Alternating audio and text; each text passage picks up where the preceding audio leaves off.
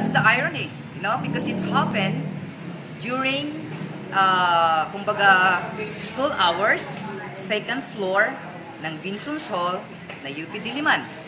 What would you think, like, parang napaka-isolated case na nangyari itong, ano, kasi parang of all the places, dun pa nangyari itong, itong incident na ito. And maybe it's an eye-opener. Hindi lang siguro eye-opener, matagal na problema itong pagdating sa security, pagdating sa ganun na. Yan nga, hindi wherever you are, something could happen. So, unfortunately, and I know there's a reason why this happened dun sa anak ko.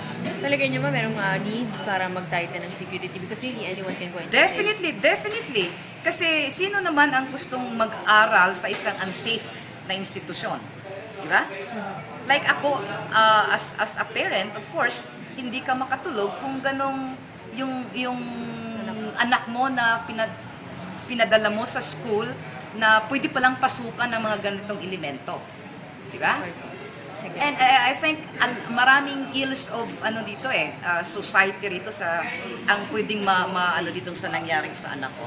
Maraming pwede tayong i-connect, but then at this point I don't want to dwell on that. No, I did not know what to think, how to react.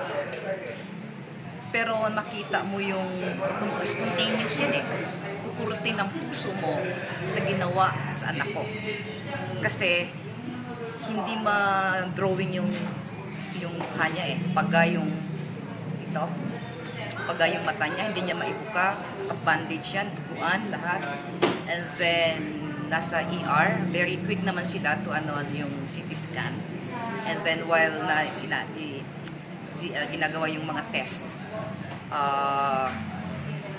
yung doon ko nakita nung inopen yung na multiple, it appears like multiple stab wounds and the CT scan, although it's pero yun may kaunting fragment doon sa skull, and I think it affects the brain. Pakidasal yung anak ko na ma-survive kasi graduating yung anak ko, maraming dreams, and already maraming natutulungan. At kung sino man yung gumawa na nandyan, naka-confine, I don't know at this point. Gusto ko lang munang isipin yung recovery at survival ng anak ko.